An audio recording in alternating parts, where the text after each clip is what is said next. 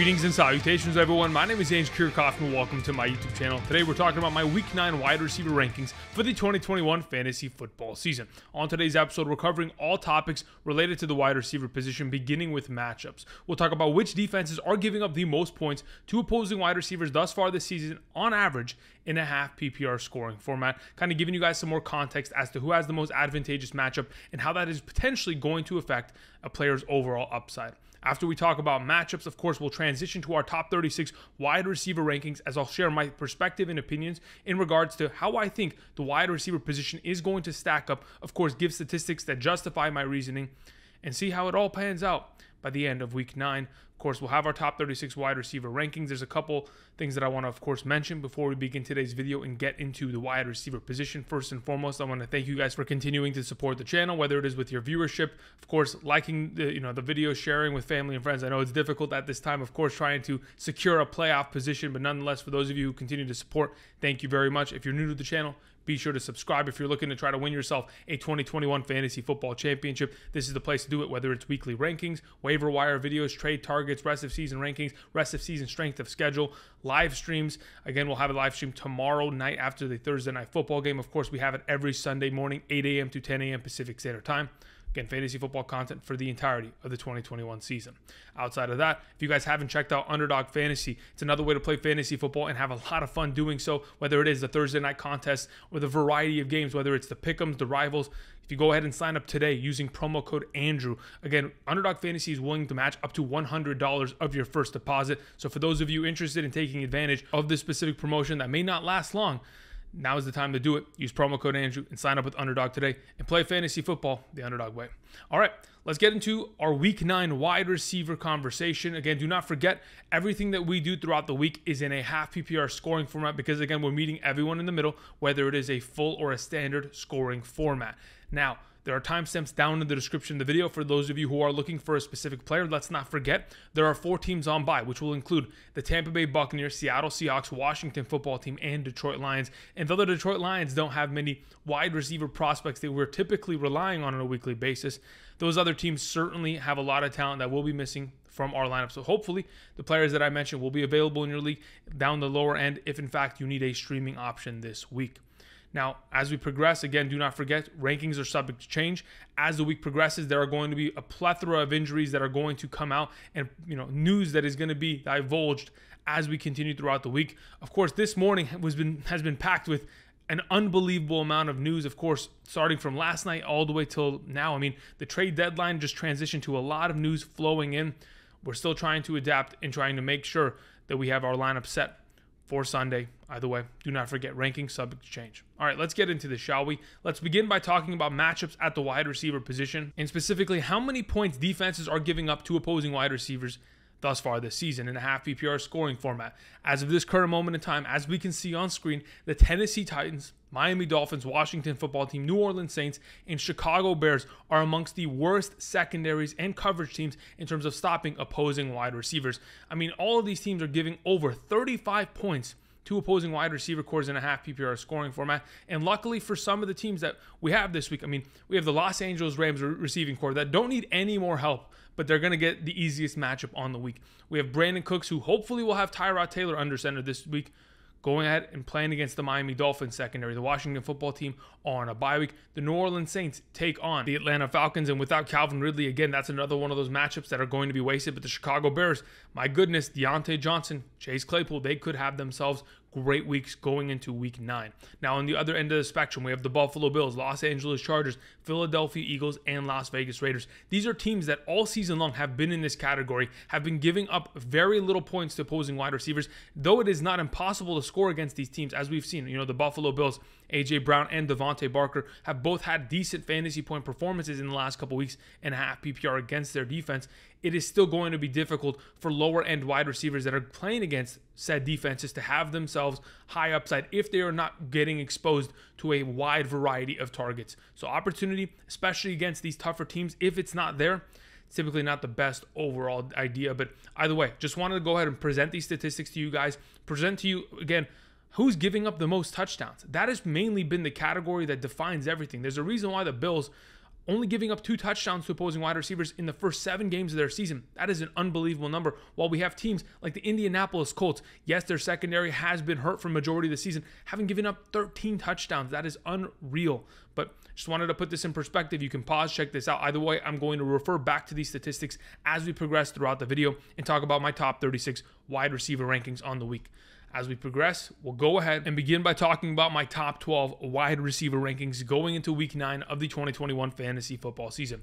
We will begin with Cooper Kupp, wide receiver of the Los Angeles Rams. He is currently the #1 wide receiver in fantasy football, averaging 11.25 targets, 7.87 receptions, again, practically 8 receptions per game, 115.5 receiving yards per game, and 1.25 receiving touchdowns per game.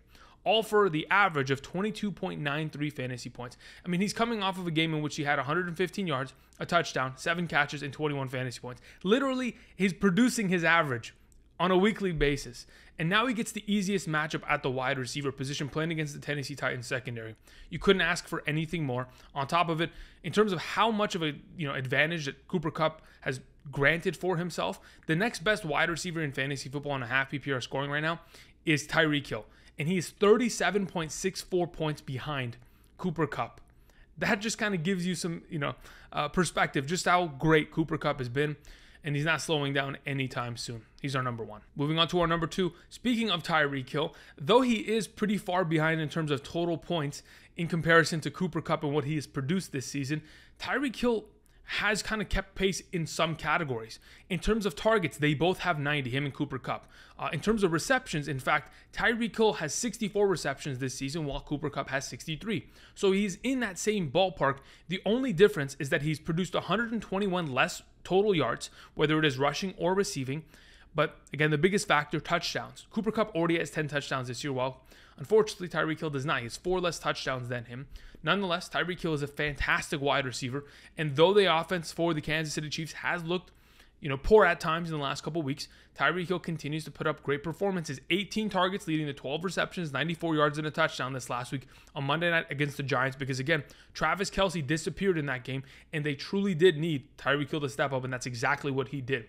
This upcoming week, they take on the Green Bay Packers. We have seen Jaire Alexander be on the injured reserve since week 4. And as we continue to progress, if that #1 cornerback, the best coverage corner for the Green Bay Packers, is not going to be there and active, playing against the Kansas City Chiefs, I expect Tyreek Hill to play well, because since Jaire Alexander's absence due to his injury, Terry McLaurin, 7 catches, 122 and a touchdown. Jamar Chase, 6 catches, 159 and a touchdown. Those are just some of the recent performances against the secondary. I expect it to continue to expand as we progress. Moving on to our #3, we have Deebo Samuel. I had a lot of confidence in him last week. I know there was a couple conversations and whispers regarding his calf and him potentially missing some time. He was perfectly fine. He fully practiced on Friday, and he was a full go. Had himself 171 receiving yards and another incredible performance. The amount of just sheer volume of targets he's getting in comparison to the performances that he's putting up is unbelievable. But again, he's averaging about 10 targets per game, which is great. But when you're getting 6 catches for 171, I mean, that's a lot of yards after the catch, to say the very least. Yes, George Kittle will be coming back into the lineup, but I don't expect that to make too much of a difference on Deebo Samuel, because prior to George Kittle's absence, again, Deebo Samuel was still on this level of putting up great performances. I mean, just this last week, that was the 4th game of over 100 receiving yards that he has had this season alone. He continues to put up great performances. In terms of overall wide receivers in the National Football League, though Tyreek Hill is the #2 in terms of total fantasy points, the #2 in terms of fantasy points per game average is Deebo Samuel with 18.9 per game. Overall, another great wide receiver in a specific matchup that I think he should be able to dominate against Arizona this week. Moving on to Stefon Diggs as our #4. The Bills wide receiver, as of the last couple weeks, has seen a little bit of inconsistency, but at least he's scoring touchdowns to kind of solidify his value. Coming off of a week against the Miami Dolphins, in which he scored a touchdown, got himself 12.5 fantasy points. Very similar to the week 2 contest against the Miami Dolphins. Very similar performance, but unfortunately, 7 targets is not enough. When we talk about a guy like Stefon Diggs, last season alone, the fewest amount of targets that he got in a single game in 2020 was 8. The fact that he's dipping below these numbers, and yes, there are other wide receivers like Emmanuel Sanders and Cole Beasley vying for targets in this backfield, it is concerning to see that he is kind of regressing to an extent. But hopefully this upcoming week's matchup against the Jacksonville Jaguars, giving up the 9th most points to opposing wide receivers, will get him back on track. Again, we saw 2 wide receivers that, in all honesty, were just shells of themselves without Russell Wilson. Then went against the Jacksonville Jaguars defense. We had DK Metcalf go for 6 catches, 43, and 2 receiving touchdowns, mossing, corners over on the pylon. And then we saw, Tyler Lockett, the most inconsistent wide receiver in the last 4 seasons. I mean, yes, volatility is, a mainstay at the wide receiver position, but when we're talking about boom or bust, Tyreek Hill has his work cut out in comparison to Tyler Lockett. Tyler Lockett went for 12 catches, 142. Stefon Diggs should be perfectly fine. Of course, the other wide receivers in this offense will be participating, but hopefully prior to the blowout that will force Stefon Diggs onto the bench, he'll be able to get himself a good amount of points to solidify his week. Moving on to our number 5, we have Ja'Marr Chase, another stud wide receiver. A couple stats that I wanted to mention in regards to Ja'Marr Chase. He has scored a touchdown in 6 of his 8 games thus far this season. That is an unbelievable number. And in one of those games, he scored 2 receiving touchdowns. On top of it, every single game this season, he's put up over 10 fantasy points. Those kind of numbers are so rare for wide receivers, much less wide receivers that are rookies. The target count is there. Obviously wasn't as efficient this last week. 9 targets, 3 receptions, 32 yards, and a touchdown for 11.6 fantasy points. Not the greatest overall upside performance, but when he is going and running routes towards the pylon and defenders are literally tackling him before the ball gets there, they know that the ball is going to go in Ja'Marr Chase's way, and they are doing everything to possibly stop that from happening. Whether it is a penalty, whether it is a holding, defensive pass interference, doesn't really matter. The Jets tried to stop him as much as they possibly could, and they bottled him up to an extent. Either way, he plays against the Cleveland Browns this week. It is one of the easier matchups at the wide receiver position. And I mean, just off of the number 1 wide receivers that have played against the Cleveland Browns, these performances are undeniable. Justin Jefferson, 6 catches, 84 and a touchdown. Mike Williams, 8 catches, 165, 2 touchdowns. DeAndre Hopkins, 3 catches, 55, 2 touchdowns. And Diontae Johnson this last week, 6 catches for 98. Wide receivers ones succeed against the Cleveland Browns defense. I don't think it's going to be any different for Ja'Marr Chase, especially considering the last 2 times that Joe Burrow has played against the Cleveland Browns defense last season, had himself 3 touchdowns in both games. Moving on to A.J. Brown. A.J. Brown in the last 2 weeks has been incredible. I mean, he's coming off of back-to-back 23-plus point fantasy performances. Again, this last week, 11 targets, 10 catches, 155 and a touchdown. The week prior, 9 targets, 8 catches, 133 and a touchdown. Those kind of performances may end up continuing on a consistent basis because now we have Derrick Henry out of the lineup. And where does that leave the Tennessee Titans offense? And I think that is the biggest question.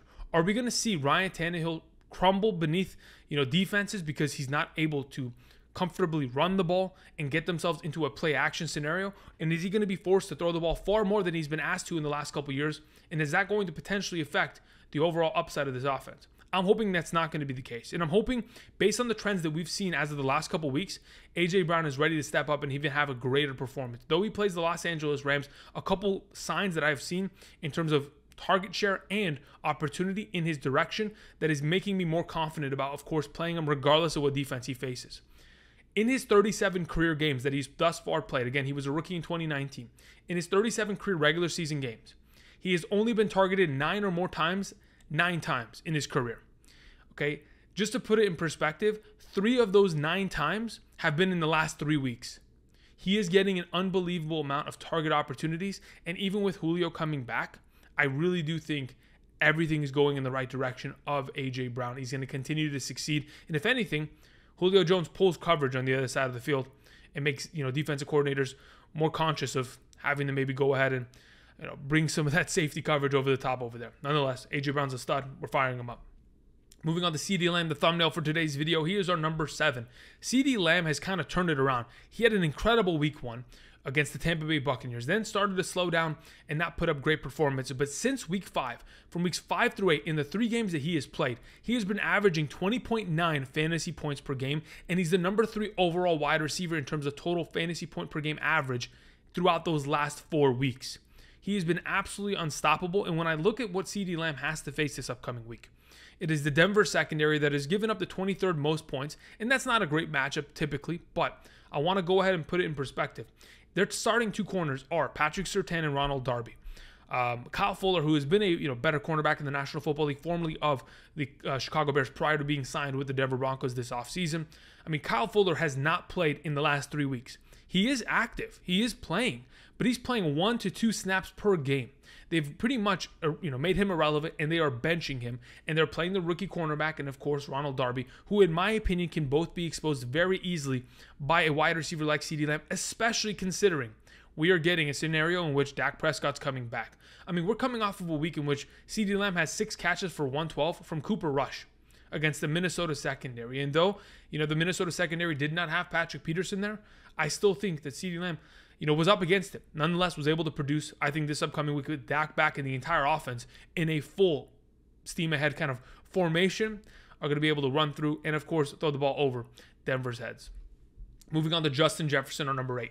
I just want to go ahead and specifically mention, for those of you who are Justin Jefferson managers, look at his performance last week and understand that it was quite honestly an anomaly. Playing against the Dallas Cowboys and only getting 4 targets for 2 receptions and 21 yards is not something that is common, especially for a wide receiver at the caliber of Justin Jefferson's level.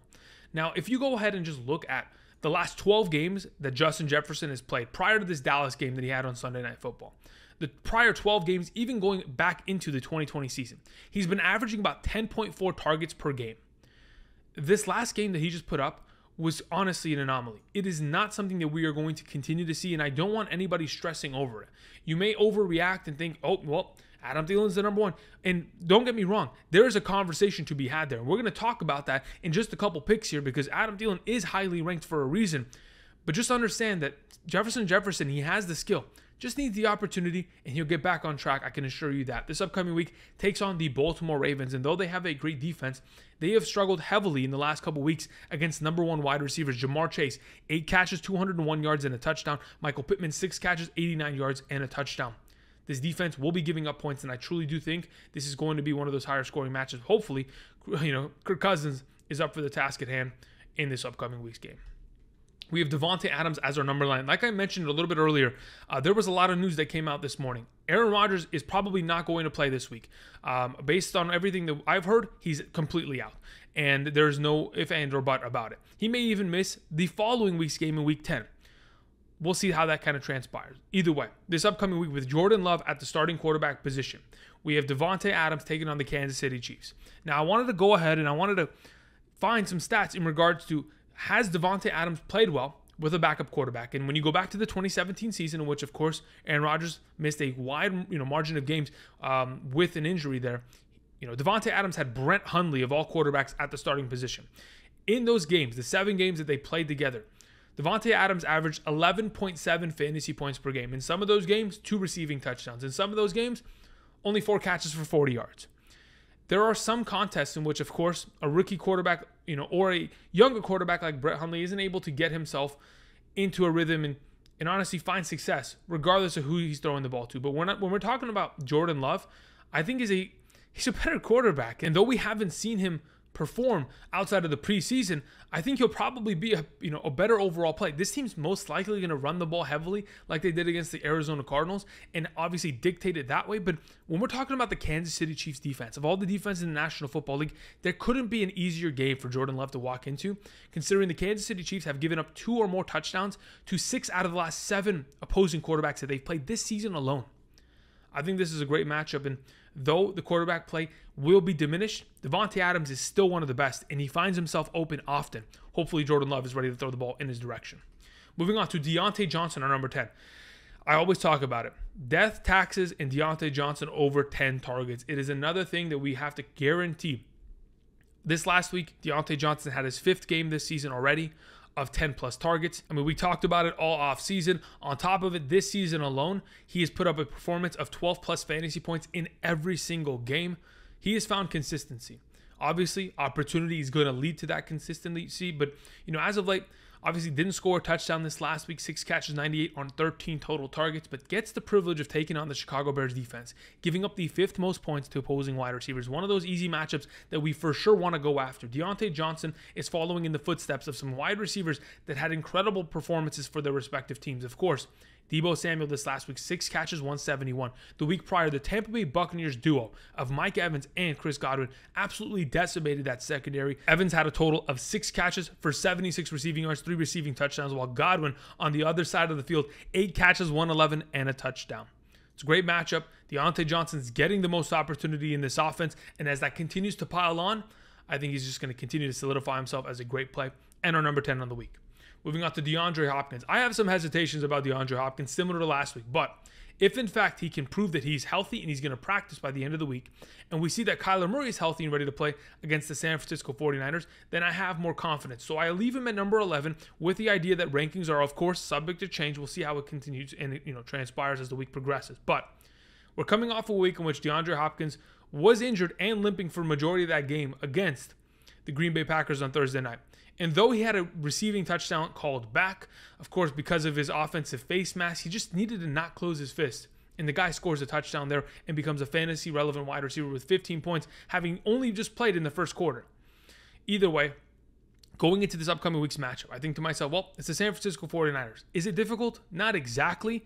But if in fact we have a hobbled DeAndre Hopkins, we might not see the performances like we've seen in the past. I mean, in the last couple games that he's played against the San Francisco 49ers defense, he's had 16 targets, 12 targets, and 9 targets.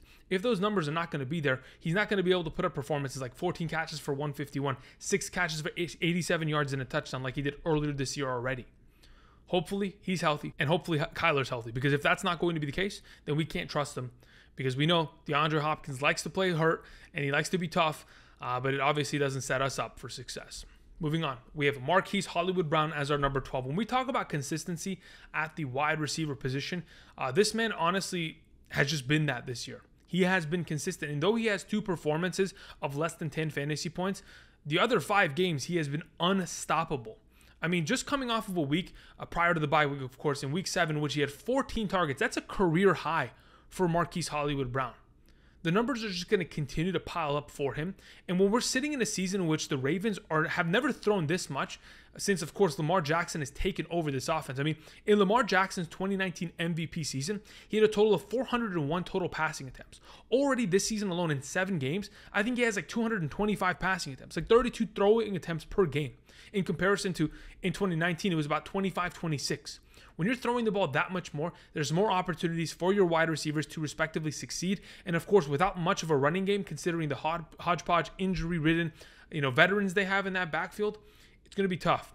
Nonetheless, I wanted to go ahead and, of course, mention Marquise Hollywood Brown because, regardless of who the quarterback was for the Dallas Cowboys this last week, Cooper Rush was still able to put up a great performance with these 3 wide receivers. Minnesota gave up all the yards.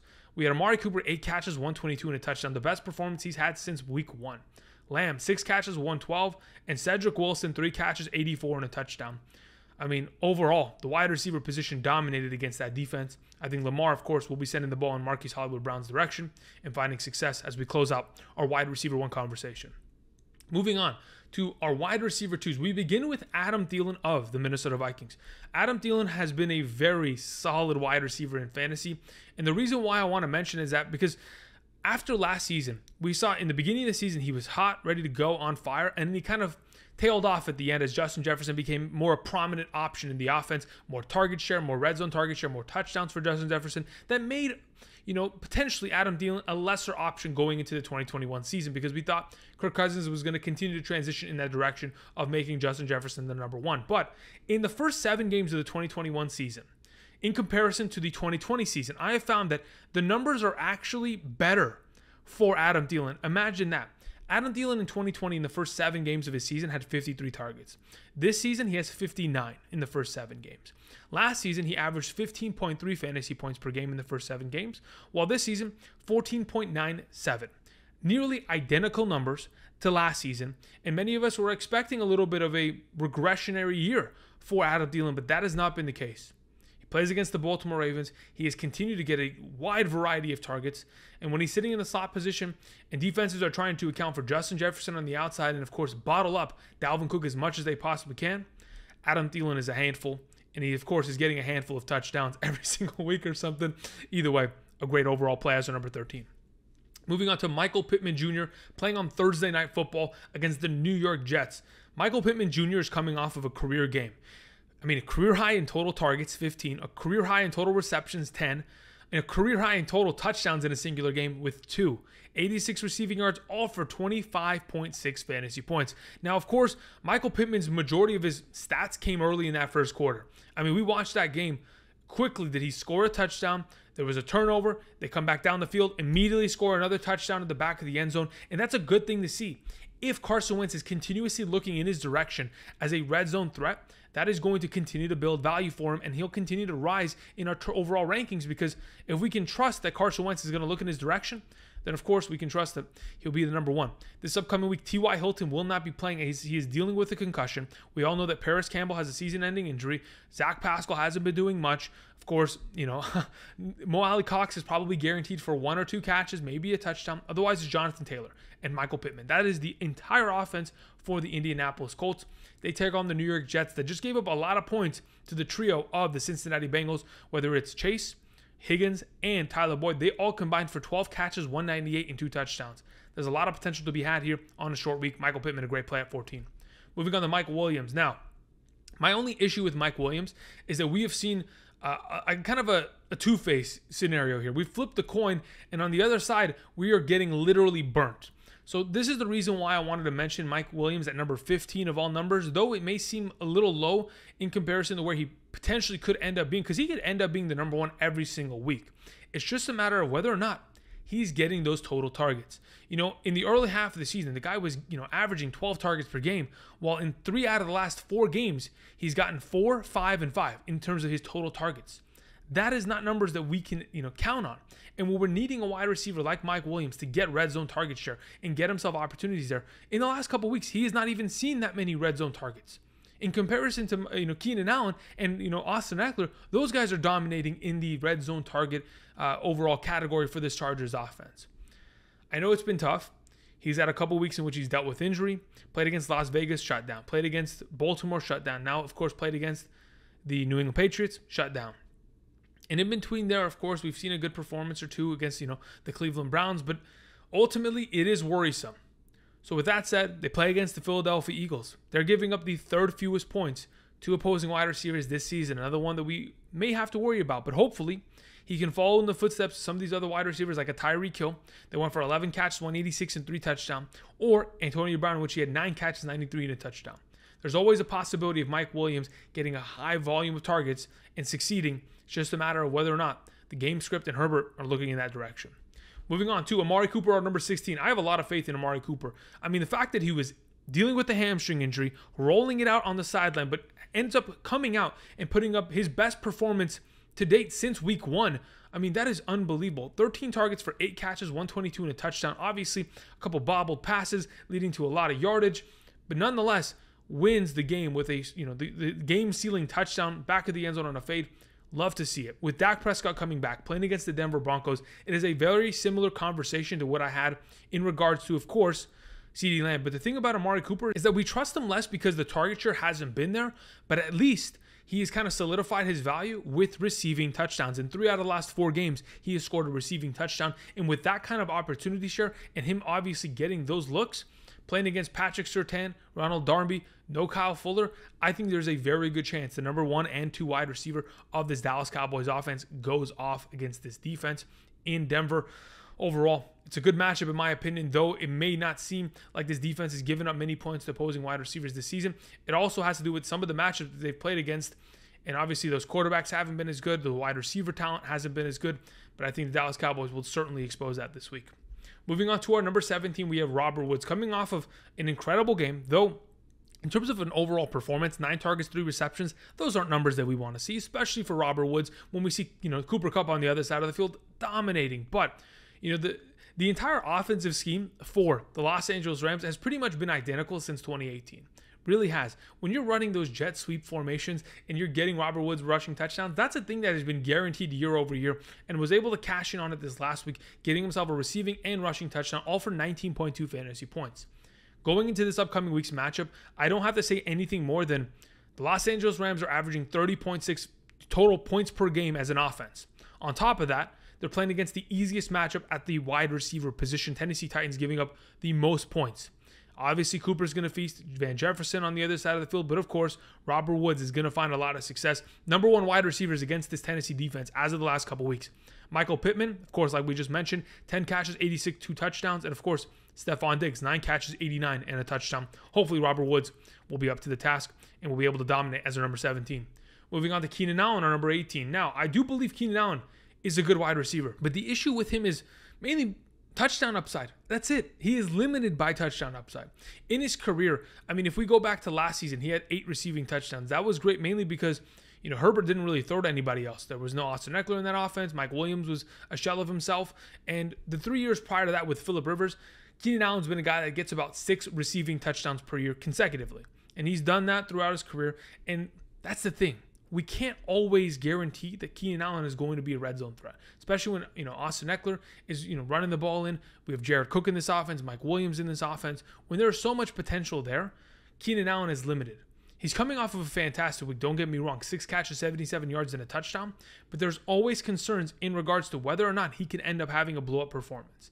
Now, the thing that is promising is that in the last couple weeks, in the last 4 games that the Philadelphia Eagles have played, like last week alone, the only receiving option the Detroit Lions had in terms of wide receivers that caught the ball was Amon-Ra St. Brown. 3 catches for 46 yards. No other wide receiver caught the ball. So, of course, the Philadelphia Eagles have been giving up the fewest amount of points to opposing wide receivers. Hunter Renfrow, 7 catches, 58, another slot receiver. AB was catching a lot of screen passes, a lot of catches behind the line of scrimmage in that game. 9 catches, 93 and a touchdown. Tyreek Hill, again, predominantly plays in the slot position, about 60% of his offensive snaps. 11 catches, 186 and 3 touchdowns. There's a very good chance that Keenan Allen has himself a good game, but touchdowns are 100% necessary for him to get anywhere higher than the number 18 spot. Moving on to number 19, we have Brandin Cooks. Brandin Cooks has been fantastic this year, and though he may have a little bit of inconsistencies, I do believe that Davis Mills and, of course, the matchups of playing against Buffalo and New England play into that factor. But nonetheless, when he has been on fire, he's been great. In 5 of his 8 performances this season, he has had over 10 fantasy points, coming off of a week in which in garbage time scored himself, 17.3 fantasy points. If Tyrod Taylor comes back and this offense is able to pretty much surpass everything they've done in the last couple weeks and return to the potential that they had, coming off of that Jacksonville game in week 1, putting it on the Cleveland Browns and leading in that game prior to Tyrod Taylor's injury, I think there's a very good chance Brandin Cooks, of course, continues to ball out. And even if it isn't Tyrod Taylor and is Davis Mills, he still ends up scoring regardless. He's a great overall play as our number 19 against the defense like the Miami Dolphins that are giving up the second most points to opposing wide receivers. I think Brandin Cooks is in line for a great performance. Of course, we saw Stefon Diggs score a touchdown last week. We've seen, the amount of touchdowns that this defense has given up is unbelievable. Whether it's even going back to the Tampa Bay where AB and Evans both had 2 receiving touchdowns. We saw Cole Beasley dominate this last week, even though Emmanuel Sanders disappeared. Overall, incredible matchup. Hopefully the quarterback position is upgraded. If so, Brandin Cooks even better this week. Moving on to Jaylen Waddle. Speaking of the Miami Dolphins versus the Houston Texans, I want to mention Jaylen Waddle because, the Houston Texans, they're giving up the 13th most points to wide receivers. But the reason why Jaylen Waddle needs to be, kind of established as a, top 24 wide receiver, probably rest of season, is because his opportunity is unbelievable. He has had a total of 33 targets in the last 3 games. 11 targets per game with Tua under center is an unstoppable number. And though he's coming off a performance in which he only had 4 catches for 29 yards, he still had 12 targets.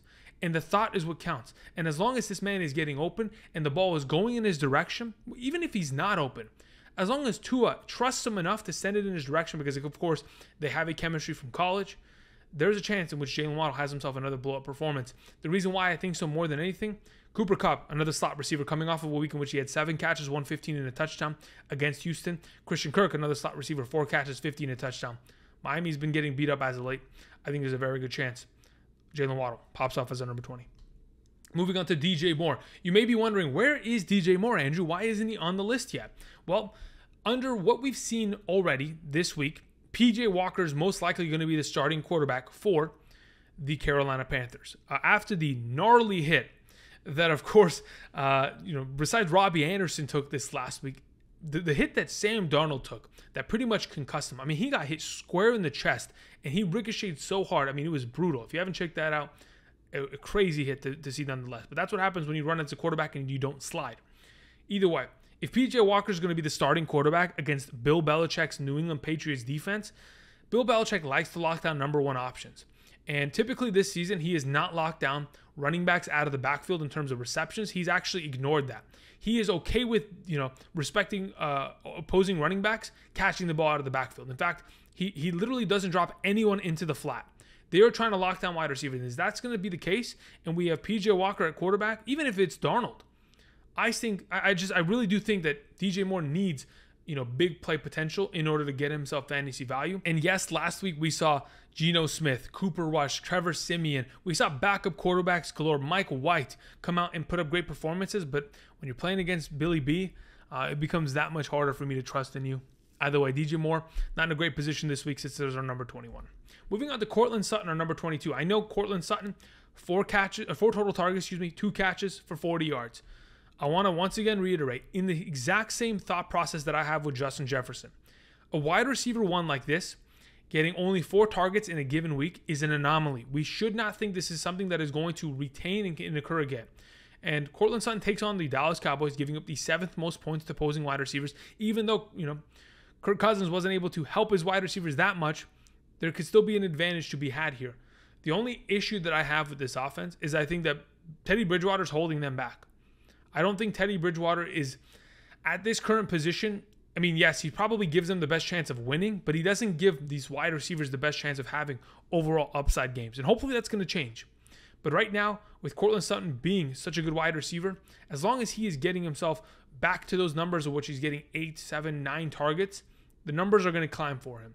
This 4 target week with 2 catches, an anomaly, and hopefully will stay as such as we progress throughout the season. Moving on to T. Higgins at number 23. T. Higgins is coming off of back-to-back games in which he's had great performances. He's coming off of a week in which he had a season high in terms of receiving yards, 97 receiving yards on 4 catches against the New York Jets. Takes on the Cleveland Browns this week. I talked about it in regards to Jamar Chase. Number 1 outside receivers against the Cleveland Browns have succeeded a lot. And though T. Higgins isn't technically the number 1, he is still an outside wide receiver and can be put into position to succeed. Justin Jefferson, 6 catches, 84 and a touchdown. Mike Williams, 8 for 165 and 2 touchdowns. DeAndre Hopkins, 55 yards, 2 touchdowns. Diontae Johnson, 98 yards this last week. There's a lot of potential to be had. And when I look at T. Higgins and the fact that, of course, Joe Burrow has succeeded against this defense in the past, going back to last season. T. Higgins last year, in the one game in which he played with Burrow against the Cleveland Browns defense, 5 catches, 71 yards, and a touchdown. There's a lot of potential to be had here in his division rival matchup. T. Higgins is a great play as a potential upside guy here. Moving on to our number 24, we have Chase Claypool. I know. Chase Claypool is inconsistent, but that's just what he is. He is an inconsistent wide receiver, and that is what he has been in his career.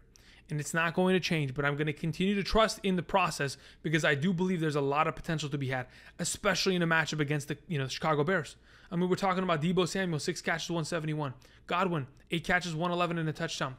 Mike Evans, 6 catches, 76 and 3 touchdowns. There is potential here, but it is truly up to whether or not Ben Roethlisberger is able to help Chase Claypool meet that potential. It's not a matter of whether he has the talent, because we know he does. It's a matter of whether or not the opportunity is going to be there. Just to put it in perspective, he's had exactly 4 red zone targets in the last 2 games, but they've led to 0 touchdowns. If those numbers can continue to consistently be there, it'll eventually turn into touchdowns and eventually get him into that top 24 category. We move on to the wide receiver 3s. We begin with Emmanuel Sanders, and another player that ended up putting up a literal goose egg. Who would have thought that Emmanuel Sanders would have put up a goose egg? But either way, wasn't too much of a part of that offense. Gabriel Davis did score a touchdown. Maybe that was an accompanying factor in which kind of lowered his numbers. And there was another week in which Cole Beasley had himself an incredible amount of targets. Nonetheless, they take on the Jacksonville Jaguars, the 9th easiest matchup at the position. Tyler Lockett went for 140 yards. DK Metcalf did his work, 2 receiving touchdowns, 43 receiving yards. Overall, I think to myself, Emmanuel Sanders has not been this inconsistent. In fact, the last 4 performances prior to this last game against Miami, 23.9, 10.6, 18.9, 11.6. Those were his fantasy point totals. I think we'll get back to that number as his offense is going to be blowing out Jacksonville and putting up a heavy amount of points. Moving on to DeVante Parker, taking on the Houston Texans defense. Like I mentioned with Jaylen Waddle earlier, it is going to be an exciting matchup between these 2 teams, in my opinion. And I think Houston giving up the 13th most points to opposing wide receivers, and the fact that, of course, we've seen wide receivers like Van Jefferson find himself a great amount of yardage. Of course, Cooper Kupp dominated. Robert Woods scored 2 touchdowns this last week against this defense. DeAndre Hopkins, 7 catches, 53 and a touchdown. Christian Kirk scored in that same game. There's a lot of potential for respective offense, especially the way that Tua has been playing in the last couple of weeks, to have an upside week. There's no Will Fuller. We're seeing a game in which, of course, DeVante came off of 11 total targets, 8 catches, 85 yards. Houston, be ready. DeVante Parker is coming for blood. Moving on to Jerry Jeudy. The reason why I believe in Jerry Jeudy, despite My hesitation on Teddy Bridgewater is in regards to the fact that he plays about 90% of the offensive snaps from the slot position. If we can continue to see that, we've seen slot receivers dominate against this Dallas secondary. Specifically, we saw Adam Thielen this last week, 6 catches for 78 yards and a touchdown. Kadarius Toney a couple weeks back, 10 catches, 189 yards. If slot wide receivers are going to continue to batter this defense, then of course Jerry Jeudy is going to be able to take another week under his belt, find himself a little bit more practice time, find more comfortability with Teddy Bridgewater, and get back on track. I'm hoping that's the case this week as our number 27.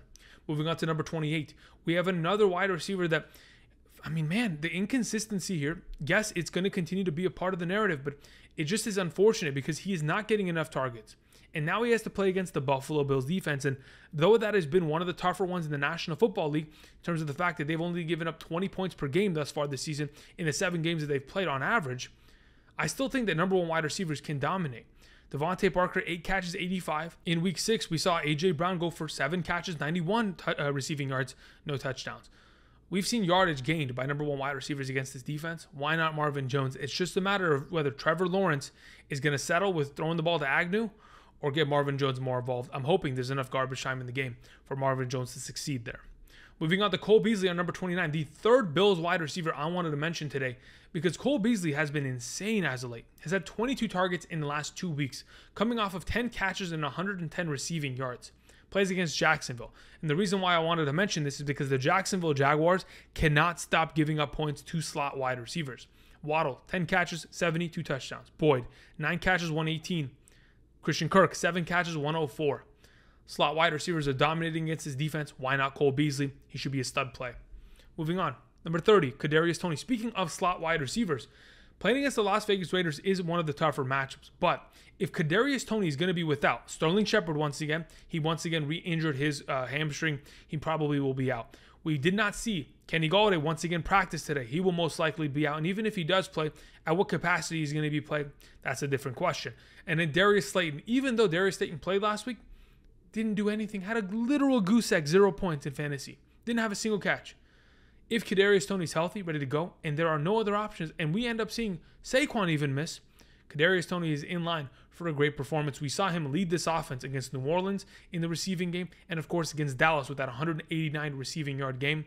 There's a lot of potential here and a lot of upside if Kadarius healthy and ready to go.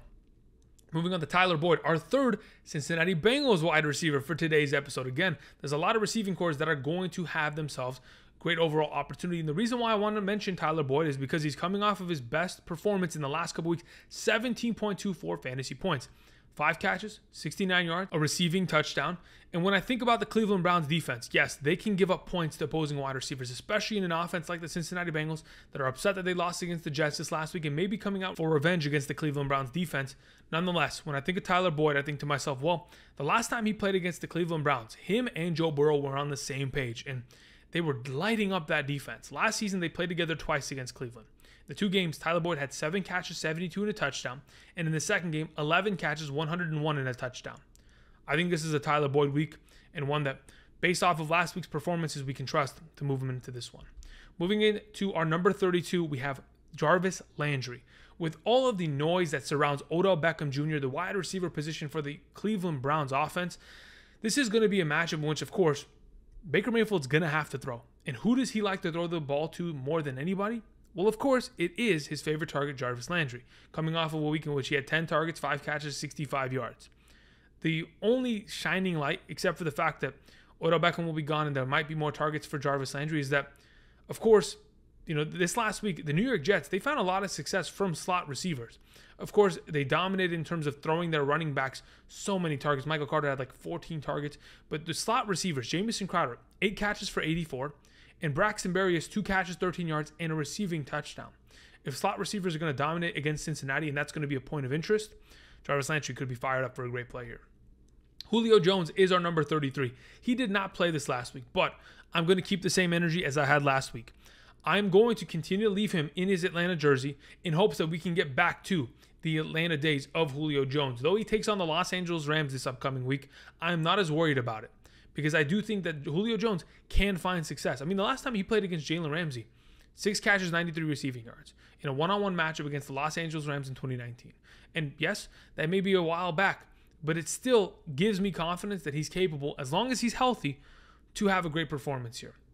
It's just a matter of, again, what are we going to see from this offense? Without Derrick Henry there, without running the ball 30 times a game, are we going to throw the ball more? And if so, is there going to be an even greater amount of volume of targets for A.J. Brown and Julio Jones, maybe both surpassing double digits every single week? If that's a possibility, he's potentially a great start this week. Moving on to our number 34, Bryan Edwards. With all of the information regarding Henry Ruggs, of course, being released, RIP to the person that lost their life in that situation, Bryan Edwards is going to be the number one receiving option for the Las Vegas Raiders going forward. Of course, they still have Renfro. They still have, of course, Zay Jones. But in terms of a wide receiver, he will be leading that. Of course, Darren Waller is going to get his targets. He's the number one receiving option. But in terms of a wide receiver, it's Bryan Edwards. And playing against the New York Giants as a number one wide receiver, it's actually been great. The last time we saw Bryan Edwards, 3 catches, 43 yards, a touchdown, 11.8 fantasy points. The last time we saw the New York Giants against number one receiving options, well, they struggled mightily. Tyreek Hill, 12 catches, 94 and a touchdown. We saw DJ Moore, 6 catches for 73. Cooper Kupp, 9 catches, 130 and 2 touchdowns. And the Dallas duo of CeeDee Lamb and Amari Cooper, 7 catches, 144, 2 touchdowns as a combination. Bryan Edwards, not a bad option.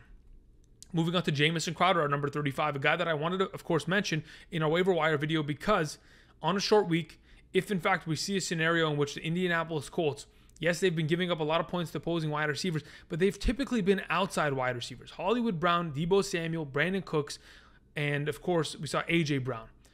These have all been guys that have gone for over, 3 of them over 100 receiving yards, 3 of them scoring receiving touchdowns, but on the outside. Jamison Crowder is an inside wide receiver. So maybe this is more of a PSA that Elijah Moore could have a week, or, if in fact Corey Davis is back, he could have a week.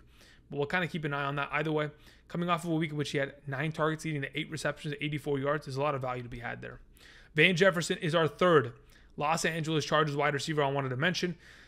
Again, when you have AB, Mike Evans, Chris Godwin, DK Metcalf, Tyler Lockett, Terry McLaurin, when you have those studs out, you're going to have to dig. But I think Van Jefferson is actually a really good option.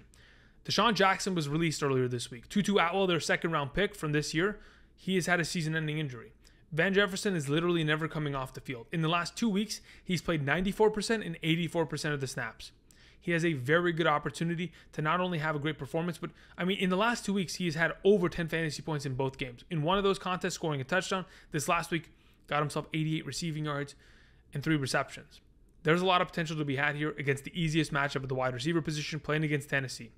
I think Van Jefferson, not a bad option. And that concludes our top 36 wide receiver rankings for week 9 of the 2021 fantasy football season. I want to thank you guys for your continued support, liking today's video, subscribing if you have not yet already, checking out Underdog Fantasy, and using promo code Andrew if you decide to sign up. And of course, with your first deposit, Underdog Fantasy is willing to match up to $100 of that. Again, if you drop $50, they will match it and give you $50 to use for Thursday night's matchup, whether it is the Pick'ems, NBA, college football, esports, everything is there in terms of fantasy football, fantasy sports. If you're interested, check that out. Thank you guys. Tomorrow, we'll talk about the quarterback and tight end position in one singular video. We'll live stream after tomorrow night's game. And until then, I'll see you guys. Peace.